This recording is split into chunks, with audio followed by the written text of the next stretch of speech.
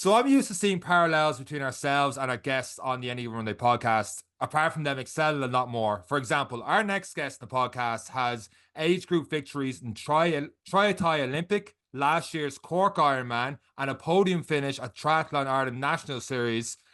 Except there's also parallels in our college journeys, apart from the fact that I'm a failed engineer. Eric, you barely got by in your engineer. Oh, hold on. Yeah, I you still have the scraped piece of by. paper. You I still scraped have by. the piece of paper. I was with you through that. You got a lot of help with that. But getting back to our guest, however, where's my notes?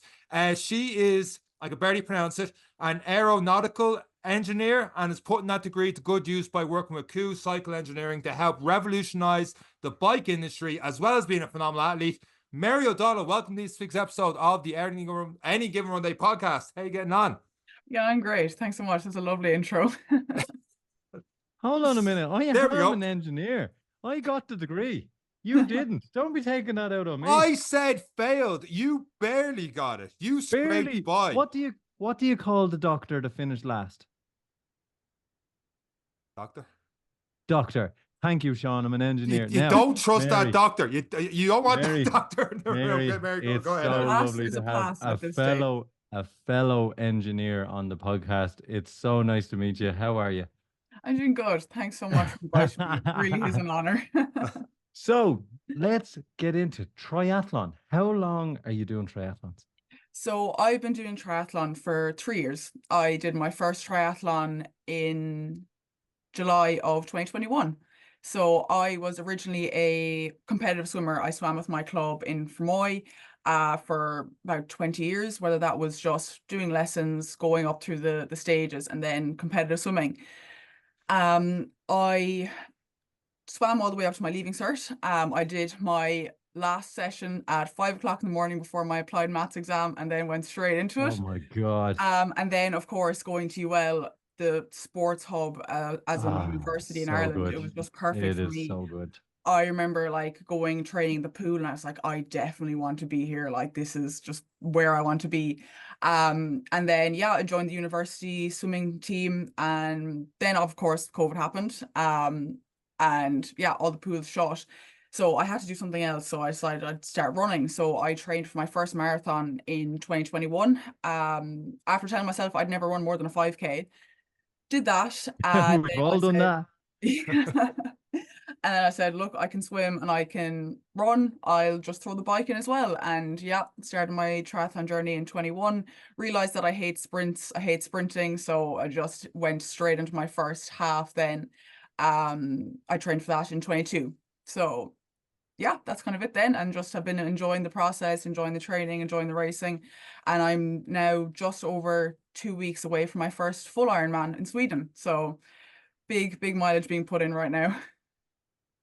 It's amazing when you look at the swimming. It's one thing that I did swimming lessons up until I was about 6. I wasn't even great when I stopped. Then soccer took over, and the conflict of time. So soccer always won instead of swimming.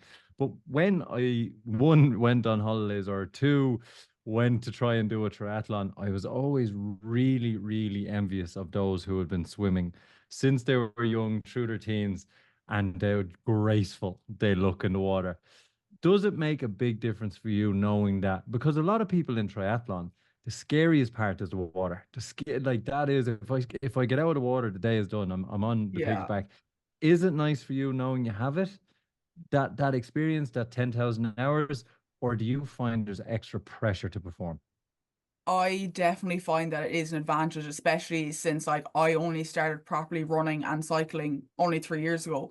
Especially in the longer distances as well, I do find that I can make up a lot of time, and it's nice to have that kind of comfort. I do a bit of swim coaching myself, and it's such a technical sport. Like, you could say to anyone, okay, go out for a run, go out for a bike ride, that kind of comes a lot more naturally than people being put horizontal in the water and having that technique. You build up such a flexibility and like a feel for the water. I found what I put myself mostly under pressure is when I'm doing my own sessions. If I'm going for like a time trial session in the pool, I'm like, okay, I know I'm going to be swimming, and like literally as soon as I finish the warm up, I'm like, okay, will not just do like another kilometer warm up. I don't want to do this session at all because I'm like, okay, I know what times. It's even worse because I know what times I used to do. And I'm like, oh, can I get those times again? And I used to be a back crawler as well. I was 50, 100, 200 meter back crawler. So like front crawl wasn't my forte. When I joined like the university swimming squad as well, and then I kind of started doing triathlon, I of course like deviated more towards front crawl, but I always go back and do 200 back crawl for our varsity competition, and it is literally the hardest 200 meters of the entire year that I psych myself up for entirely because I'm like, this is my stroke. I know I should be good at this, but like all the technique for that is definitely gone. It's all just front crawl now. Yeah. You When you you look still at the do likes okay. of, get out of here, Sean. You're not an Oh engineer. my god, that's When swimming. I don't know you, swimming engineering. I'm gone. we're talking technical. You wouldn't understand. The you started this. When you look at the likes of the talent that comes through in the swimming, and obviously UL is known for its sport and its swimming. A little bit unfortunate that COVID happened at the time. Do you feel like you missed out on a little bit of that extra push in terms of your swimming career? Did COVID kind of bring that to a close, or what happened there? So my swimming journey and like my sports journey, I when I went into secondary school, I like really put my heart and soul into swimming. Like I remember I used to come home from like swimming training and I'd almost be crying because I just loved swimming so much. And I always thought I was going to be an Olympian. I really believed I was like, okay, I'm going to put the work in. And I was really, really dedicated. And we were a small club as well. But I was like, no, like this is a massive dream for me. And then of course, when I kind of thought about going to UL, I was like, I definitely want to be a high performance swimmer. Unfortunately, I went through a really difficult phase during secondary school, which kind of put my sporting dreams to a halt. So I went through about 4 or 5 years of an eating disorder. And at that age, you know, when you're 14, 15, 16, you really need to be peaking at swimming at that stage. And like, I definitely fell off understandably.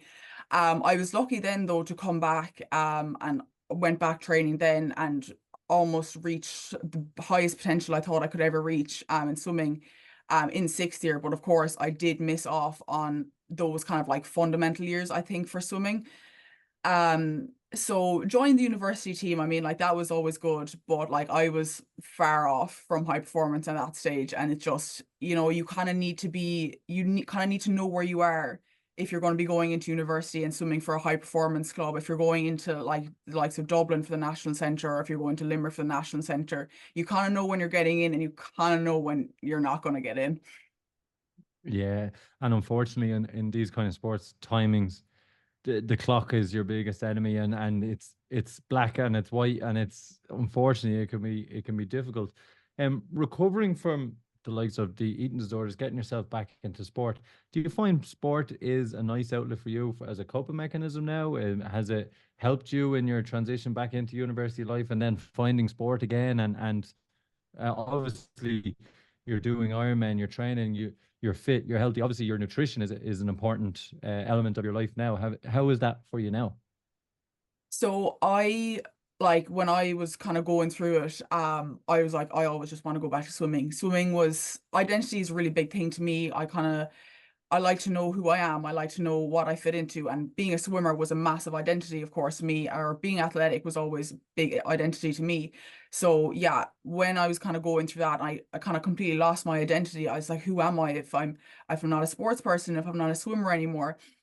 So I kind of feel like now that I'm able to do three sports at a time, including my swimming, you know, that just kind of stands a testament to me that I know what my identity is. Um, you know, when like even like you're going into college and like you're trying to enjoy college life, you're going out the whole time. I was always able to come back to swimming, um, trying to balance it then with college work as well. Like, you know, there's always a run to do, there's always a cycle to do, there's always a swim to do as well. Um, so yeah, like sport is a big thing to me, and kind of getting back now and kind of looking back and thinking I used to be a swimmer, and then looking when I used to do no sports. I didn't even do PE in secondary school because I just I didn't have the energy at all to where I am now. You know, it is good. And in terms of then like nutrition as well, if you told me, if I was in a coma and I woke up and I forgot everything and you told me, oh, you used to have an eating disorder, I'd be like, I absolutely do not believe you. For the way I live my life now, it's like, absolutely not. Because it's funny though, because like I then identified I was anorexic, I was sick, that was my identity then. So coming out of recovery, kind of thinking, that's how I identify now. If I recover entirely and I lose that identity, who am I again? You know? But like I truly believe that I've completely disassociated from all of that now, and I can just live my life out and train and eat as much as I can. Not a bother, it's a great revelation, really. And you are still quite young in terms of endurance sports, because a lot of people, as you said, the sprint distances and all, it's the Olympic distances, they're all getting into that in their teens, same as the swimming high performance. Now that you're looking at a fantastic background in swimming, you're looking at what has already been a very successful 3 years of a triathlon career in the middle distance all the way up to the full distance is what you're going to try in 2 weeks. Do you feel like this is now your opportunity to kind of put a lot of this behind you and say, okay, this is my new future. What's happened has happened. This is my foundation. Let's see what identity I can build over the next 10 years. That's it. Yeah. Like I am a triathlete now, you know. Um that's the next journey that I'm kind of taking on. I kind of found that the physical side was taken care of a lot of, but the mental side, not just in terms of eating, but like, you know, a lot of it, like I was just depressed, to say. I just didn't like life when I was going through all of those awful times, you know. I always thought that was the way I would live my life, and kind of like, yeah, realizing now that like that was not normal. That wasn't a normal way to live your life, you know, being just not knowing who you were, kind of just getting through instead of being determined and, you know, having goals, all that kind of stuff. Yeah, it's definitely a completely different mindset. And now that you're doing such long mileage, and we talk about the mental side of triathlon, and a lot of our guests have talked about it's just you, the road, the bike, the runs. How do you find that mental release now, knowing what you know and having had some challenges in your past? And to be honest, good, bad, or different, and we appreciate your honesty in it. It's nice to talk about it, and thanks for sharing. But each one of these challenges we face adds in that element of resilience as well. So how do you find that works for you now with that mental challenge of a full Ironman and all those long training sessions on your own?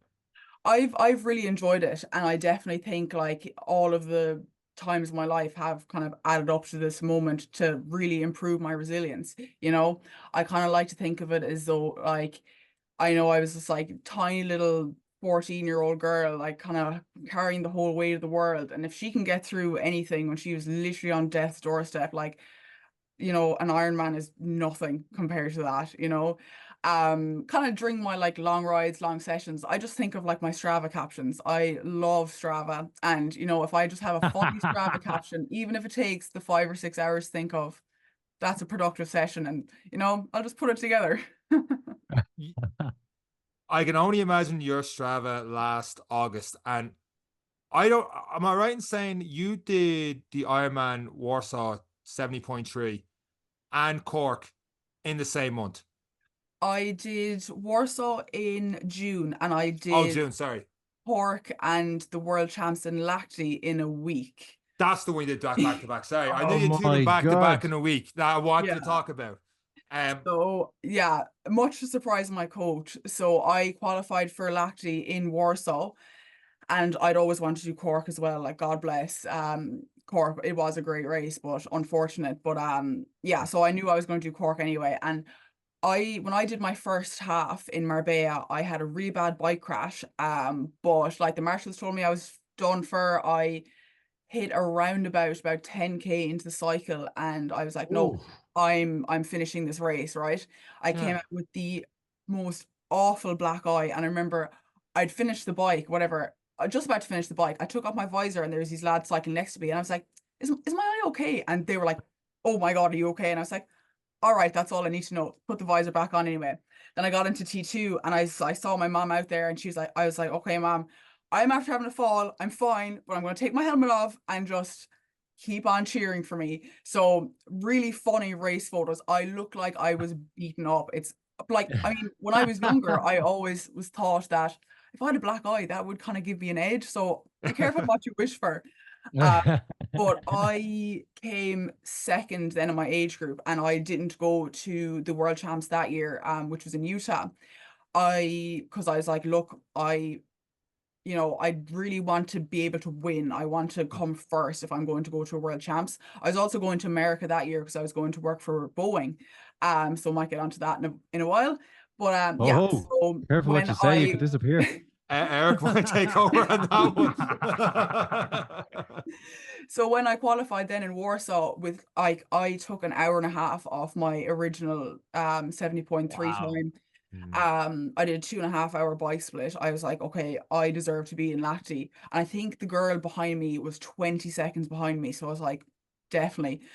So I said, yeah, I'm definitely going to do Lati. And of course I was going to do Cork because Cork's my home city and hometown. And it's such a great race going to the atmosphere. That was the first time I ever saw Ironman, is when my old swimming coach, he did it in 2019.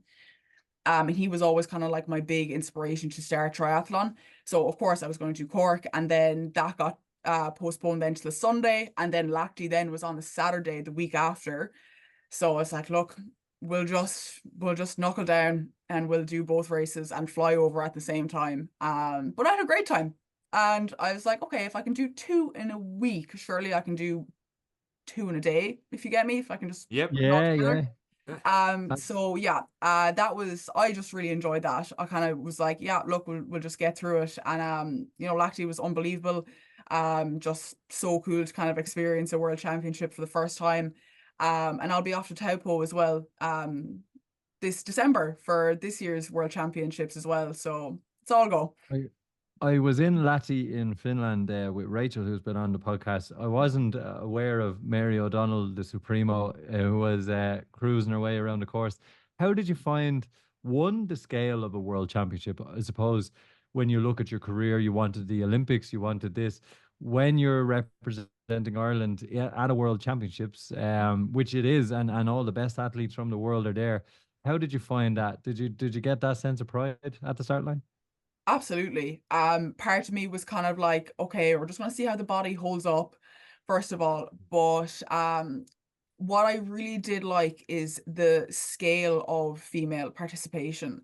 So I've kind of found in triathlon, like particularly in my age group, there's so many women doing it, but it's my age group that is a big problem. Well, I wouldn't say problem, but there's just no one who races in the 20 to 24-year-old age group.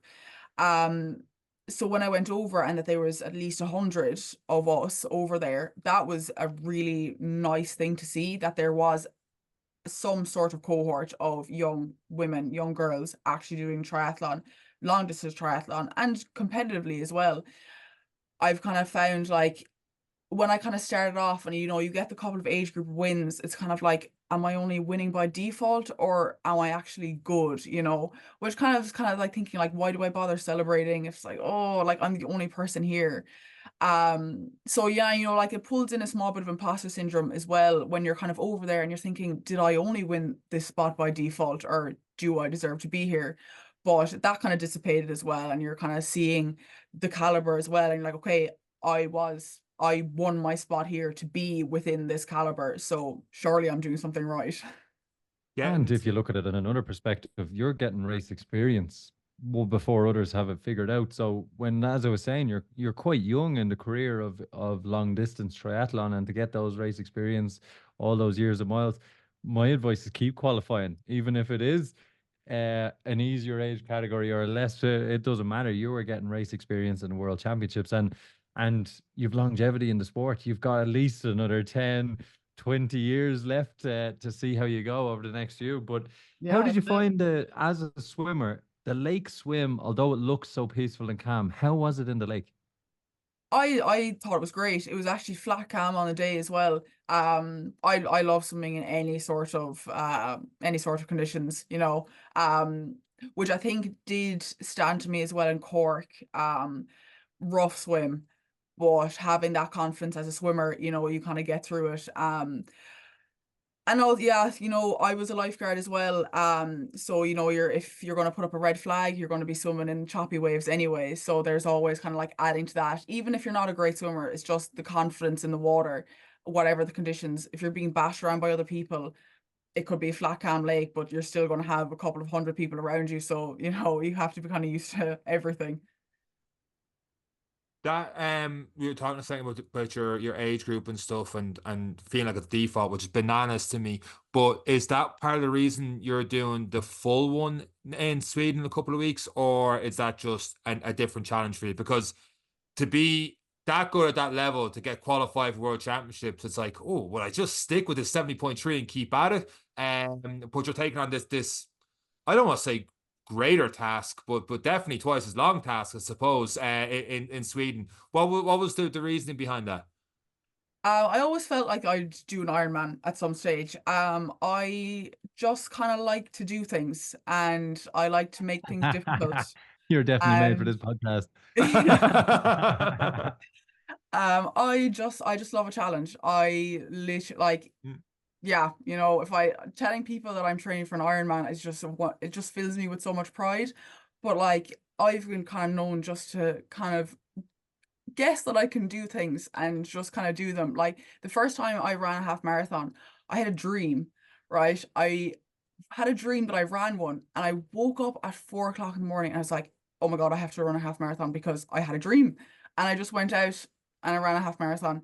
I remember I said to my friend the day after that, no, that day I was going to work and I was like, oh, I think I want to run a sub 2 hour half marathon. He's like, no, you have to train so hard for that. You're never going to be able to do that. And I was like, well, I just did that this morning, so I don't know what you're talking about. You got up at 4 o'clock in the morning just to run it. Yeah, I just had to. I just had to. See, Sean, I just dream of chicken and rice, and that's why I eat chicken and rice. You at wake 6 up to o'clock in the morning. leftover chicken and rice from the night before. That's why you wake up to it. So, in terms of coaching, obviously swimming is bread and butter. You could rhyme off a swimming set for the next 3 months for yourself, and it's probably something you know, having been through many systems, through schools and universities. Running and cycling, obviously, you haven't got the 10,000 hours in those two sports. What kind of coaching or what kind of training are you doing to improve? And obviously, you are improving every time. You've taken hours off of finishing times. How is that improving for you? So I'm being coached by New Meta at the moment. Pierce McShane is my coach, and he's great, you know. This year I kind of had a couple of plans in place that first of all, I just wanted to race as much as possible. Because I realistically don't have that much race experience. Like this year alone, I've raced more than the last 3 years of my career. And I've never done a full duathlon or triathlon national series. So I just wanted to do that to kind of travel around Ireland, and just, you know, get that race experience. I did my first and probably last duathlon season because I hate duathlon so much. I did a cyclocross season. I did a couple of races there, which was so much fun. I did a half and a full marathon this year as well. But the big emphasis was on the full Ironman. Then, you know, kind of tag on that training then to the half, which I feel like that does kind of benefit. But a lot of the training has just been getting used to long mileage on the bike and getting used to time on feet for the marathon. Not too much speed sessions. I do a speed session, like an easy run every single week, but a lot of it goes down to that long run. At the end of the week, just time on feet, and it all kind of seems to have come together really. Like I do my long mileage, don't have a lot of sharp focused short distance intervals, but like I have been doing pretty well in the sprint and Olympic distances so far. I feel like my running is as good as it can be for 5Ks and 10Ks if I'm still training for 42K, you know. Yeah.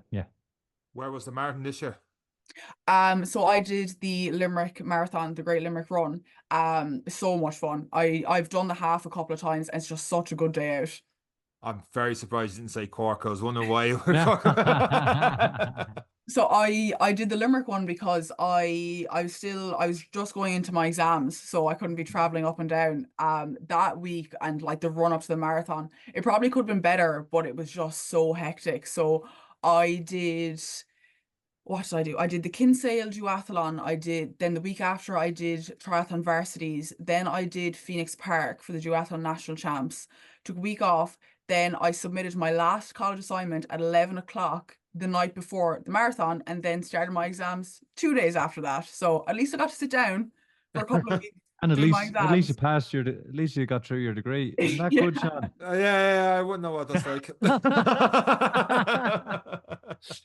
So, a sidebar here, aeronautics in terms of cycling and aerodynamics in terms of cycling and stuff. What kind of crazy engineering things are you doing to give yourself the extra edge in these races, or what kind of theories are you looking at? That's all classified, so unfortunately I cannot talk about that. Just Yeah. don't imagine 3,000 are listening. What are you really doing? So if you've seen the bike, it's the first one in Ireland, which is quite cool. And I'm the first next gen athlete as well, as part of their like athlete program. It's a lot different. People say ugly, but I think it's endearing. I know, I love it. I love it. It's just the way it's built. And speaking to the engineering team and speaking to the lads behind the engineering team, they're all Formula One based. So is all kind of based on Formula One technology, and like the fact that they can kind of implement that onto bikes is quite cool. So it is kind of, yeah, it is the engineering behind it. I mean, like you can give anyone a good bike and that's fine. It'll probably make them that bit faster. But right now, I don't think I'm as strong or as fitted to the bike as I could be. Like I've only had it since June. So I feel like there is potential there, but it's just getting used to the new bike, the new position, all that kind of stuff. But yeah, I think in months, maybe a year to come, I'll be well fitted, used to the bike, even like used to getting on and off the bike, because I'm so afraid to scratch it. I'm so afraid that something's going to happen to it. I'm just kind of getting comfortable with it. But yeah, if when when we get to the engineering of the projects to come, like it's just so cool. It's so cool how far engineering has come and the difference it can make. So yeah, we have to keep an eye out. Is it true? I'm just nosy here asking for a friend. How did you get picked for a bike like this? So I did my thesis, I did my master's thesis on the aerodynamic optimization of bike fitting using computational fluid dynamics and design of experiments. Can you say that again, but slower for Sean? He's a little bit lost. Sean, we Talk will as if get you're you talking some to an nice. 8-year-old here, please. Sean, we'll get you some nice crayons, buddy. You just calm down there for a few minutes. Sorry, Mary, you just have to translate for our uneducated friend over here. So it was basically using a software and like computation fluid dynamics. So it's kind of like this, yeah, the software to kind of visualize how airflow, for example, can move over objects. You can do a lot of other simulations on different softwares, but that was kind of the aim that I was trying to use Star CCM for. That was the software that we're using.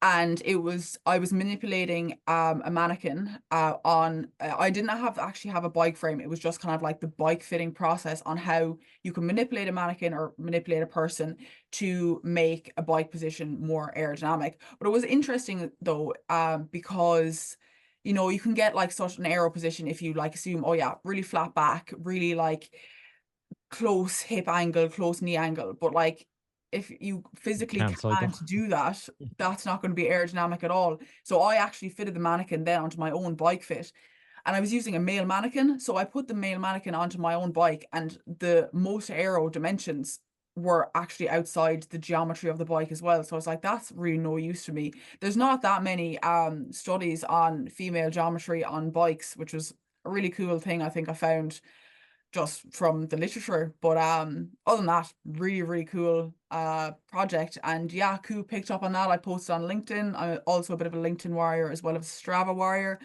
And then I got talking to the team. And at first they were kind of interested in the engineering side. And then I got kind of speaking to their kind of like athlete performance side, and they kind of realized that I hopefully do have a bit of potential in long distance triathlon, because they kind of specify in triathlon frames. So they're like, look, if you want to be part of this program, like, we'll support you. And at the start, again, it was kind of like, I've only been doing triathlon for 3 years. This is a really big step up. It's kind of a semi-pro program. Like, you're going to get paid. We're going to get paid for winning races. You're going to get paid a little bit to race.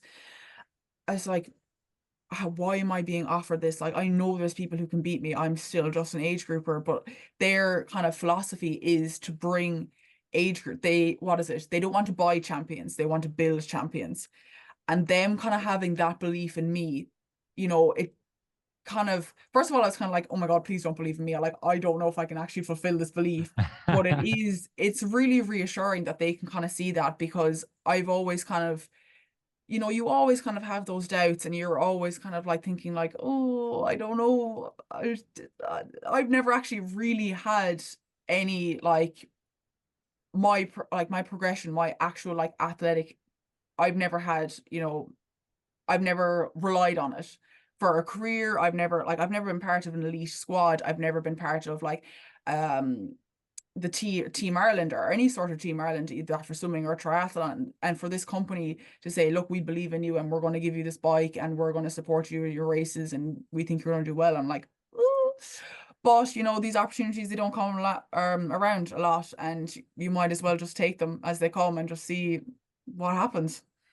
Well, not only are they putting a potential good, excellent Irish athlete on the bike, they're putting an engineer who understands aerodynamics and who can probably feed into the program as well, because it's one thing having the athlete, but when your athlete can talk about the science and give feedback on the science, they can build better products. So all in all, I think you're a pretty solid investment. I wouldn't have much imposter syndrome with this one. I think it's a sure thing, but it's absolutely amazing. And in terms of, obviously, you've got a very fragile bike. One of the things that scares most people with expensive bikes is the old transitioning from turbo trainer to the road. Do you have a particular setup for the turbo indoors? Do you put this spaceship on the turbo? Do you just keep it for the big days? What way does it work?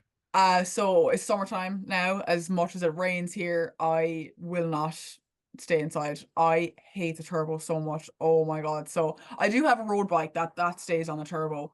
But if like, as soon as it's like maybe the start of February, out in the road.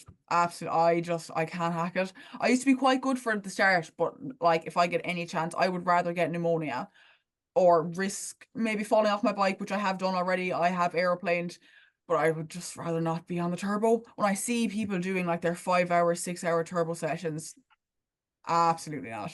No. That's all he does. I am a fair weather athlete, and we do not have fair weather. Coming up to my Ironman, I did 6 hour cycle followed by an hour and a half run in the rain, and it was the most miserable hour and a half I've ever had.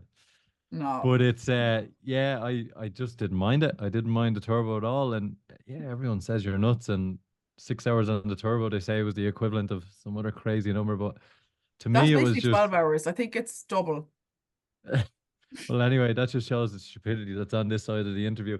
But the so obviously you're getting the sponsorship. It is a nice feeling to be recognized. And a lot of the people we have on here are fantastic athletes, and we're in a world full of really good athletes, and it's difficult to stand out. So those feelings, like you said, of having those Olympic aspirations and now being picked up by a team who want to see how far you can go, that has to be exciting though, is it?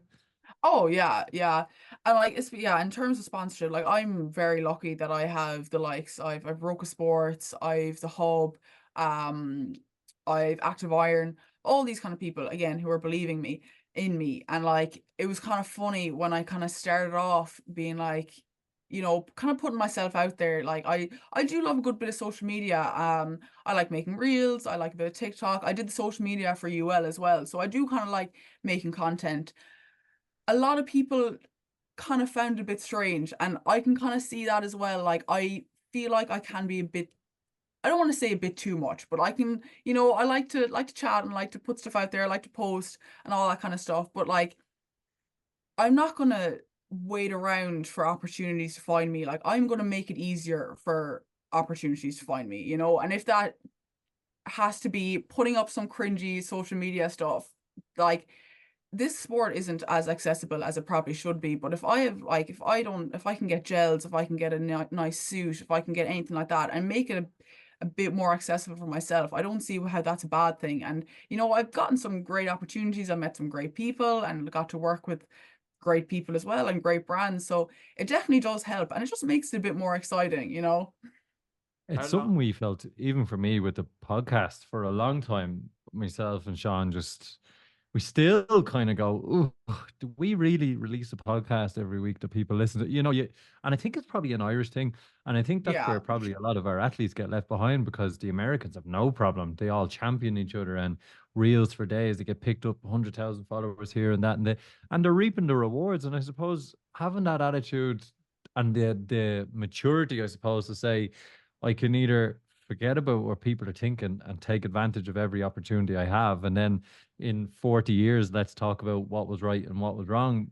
I think you're in the right space, and I think it's one thing a lot of, particularly in the psyche of Ireland, it's kind of like when you see someone successful, it's like, I'm going to break their legs if they ever win that race again. Whereas in other countries, they see someone successful and they're like, I want to be like them. And, you know, what are they doing? I want to follow them. I want to wear that suit. And that's what these companies see and know. And yeah, we're just the anomaly here in this country. But it's great that you have that maturity. And it's something we struck. Sean is much better on the Instagram than I am.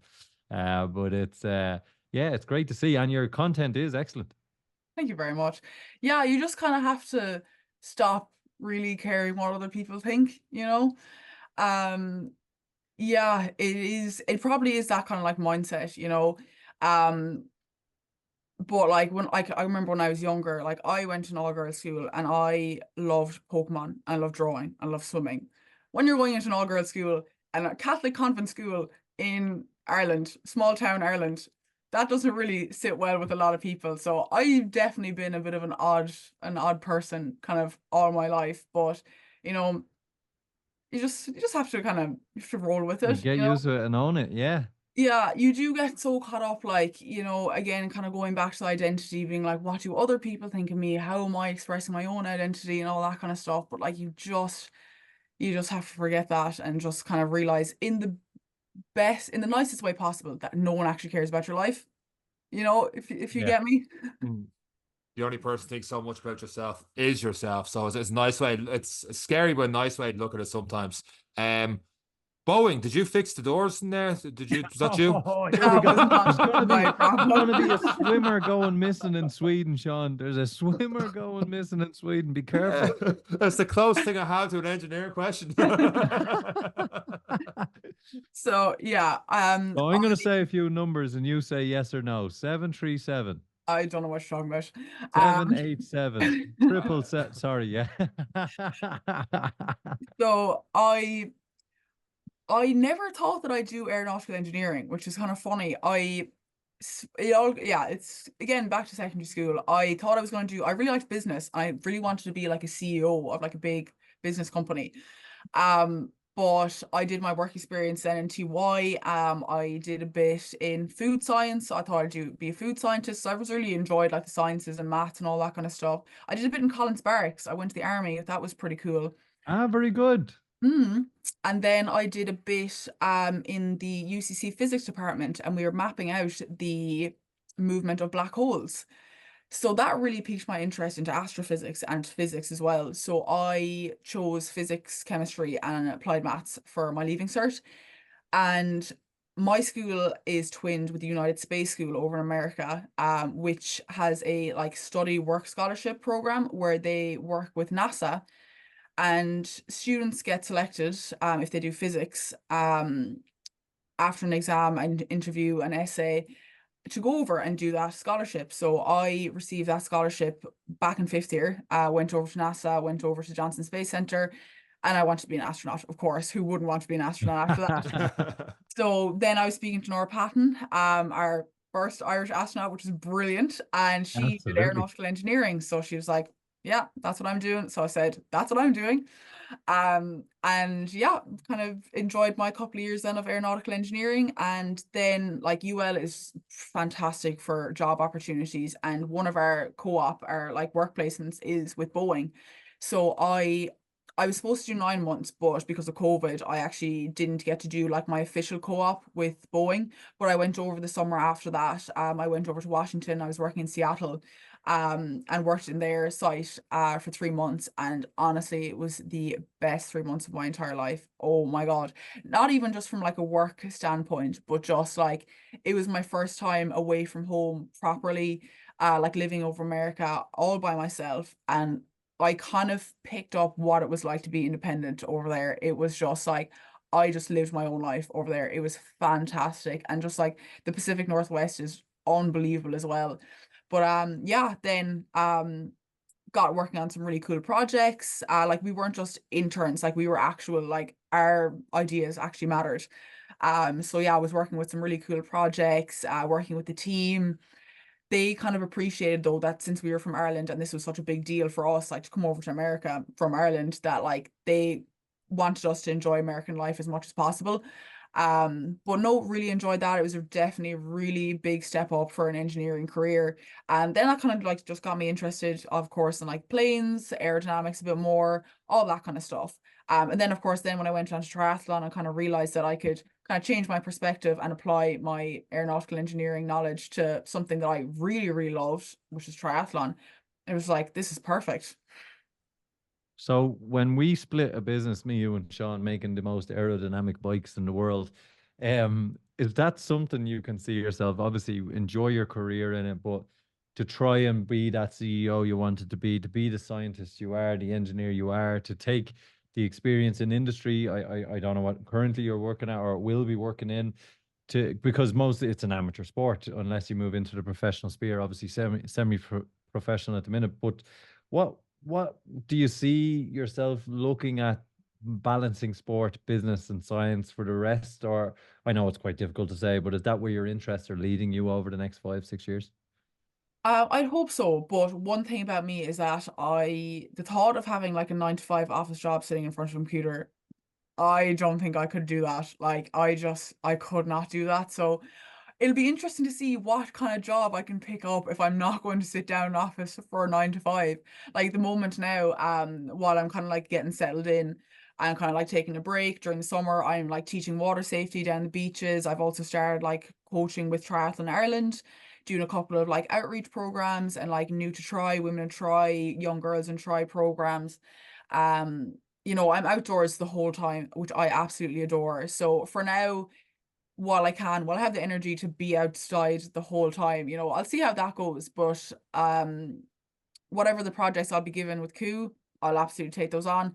And they do kind of appreciate that, I want to train as well. And, I'll ride their bike, I'll see if it works. If it doesn't work, that's kind of my job now. Like I went out there, I was doing some aero testing. I went out for an hour and a half and I was like, this is work. This is fine. I'm cycling, but this is work. That is class. That is brilliant. I That remember I is so went good. to friend brought me to the Stephen Bartlett talk in the convention centre in Dublin a couple months ago. And pretty much his main idea of the talk was try and find two different kind of jobs or sectors that somehow can combine that are unique. And there's not many people that are doing aeronautical engineering and triathlons and bikes and stuff like that. So that's definitely two unique things you've put together. And there has to be something, there's clearly something there in what you're doing. Like that's pretty cool. I was very lucky because I picked my own thesis. I didn't want to do one of the like college administered projects. Prescribed. So I Yeah. didn't want to be working on wind turbines. So I was like, no, I'll do my own thing. And it was tough because it wasn't done before. Like a lot of the projects before me and like that were being done at the same time as me, they were either follow-ons from previous projects or like they were very aeronautical specific projects. And then I was like, okay, I'm going to do bikes. I remember I brought like my results to my supervisor and he was like, oh, like why is your coefficient of drag area? Why is it so high?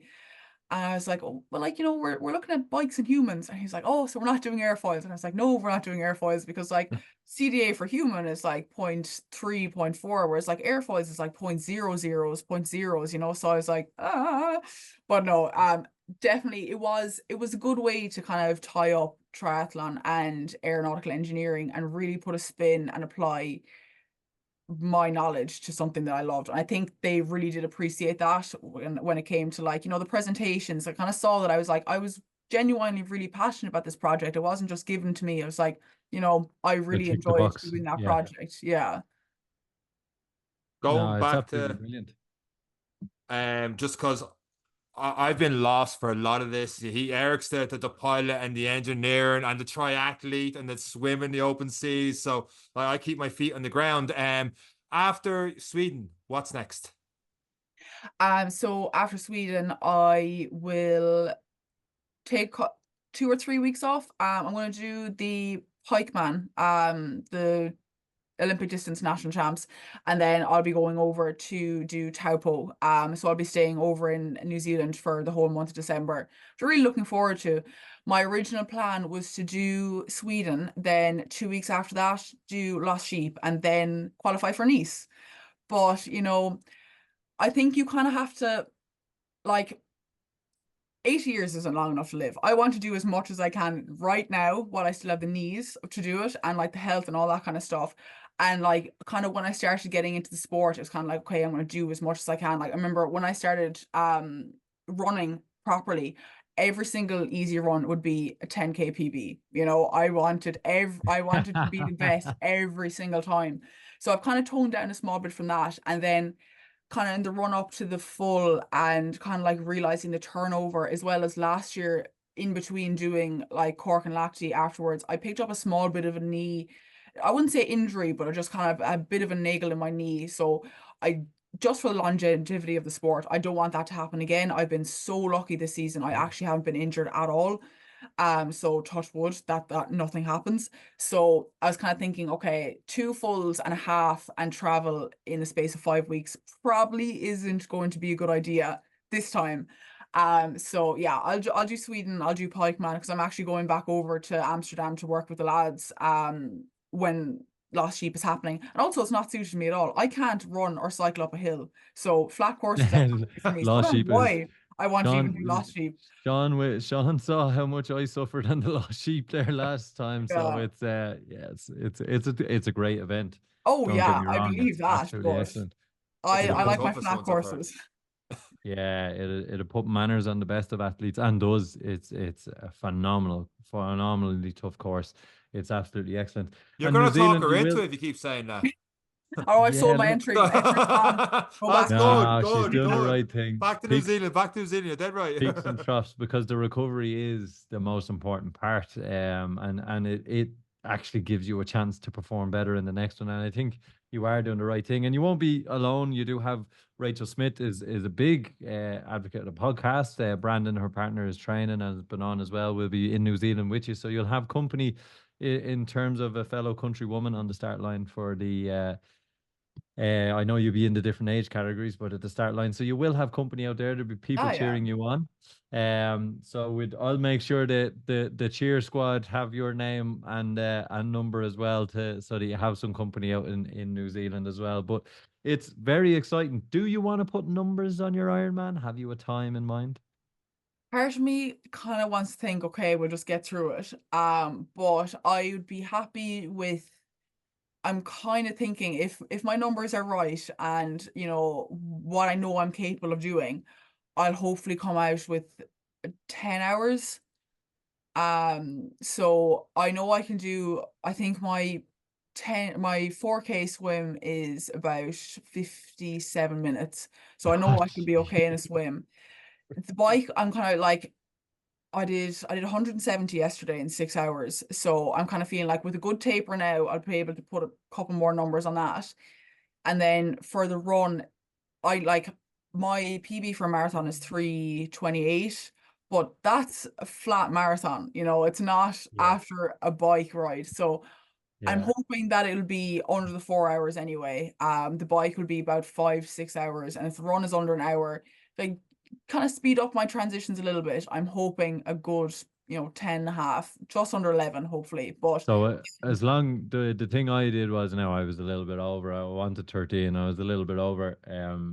Yeah, but I only trained for 16 weeks, and it was a disaster. But I was very much survival mode. But for you, you've got a phenomenal base, and it is your first one at that distance as well. And a lot of people say just survive it. And I suppose if you're looking at your watch, as long as the clock says 10:59 by the time you cross, I think for your first one, that is a phenomenal time.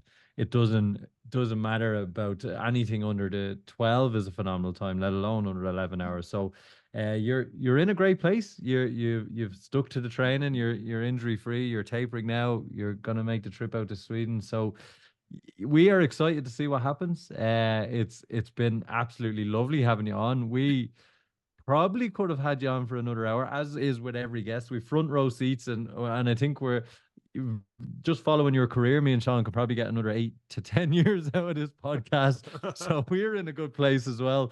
But it's been great having you on. We're very aware it's late on a Sunday, and we're taking up more of your free time. But thanks so much for coming on. It's been great to get to know you. Hopefully, we might hear from you early in the new year after or maybe in the lead up to your World Championships in New Zealand. But it's great to have you on. We'll keep tabs on your Instagram, and for those who are interested in all your great reels, we'll make sure that they're in the show notes. No, thanks so much. It's definitely been such an honor, and I've never imagined that I'd ever be on a podcast. So thanks for that. Kennedy Space Center on the podcast with us. It's NASA. Yeah, I know which one I'd pick, Sean. I know which one I'd pick. And on that bombshell, thank you very much for listening to this week's episode of the Any Given Runday podcast. So myself, Mary, and Eric, take care.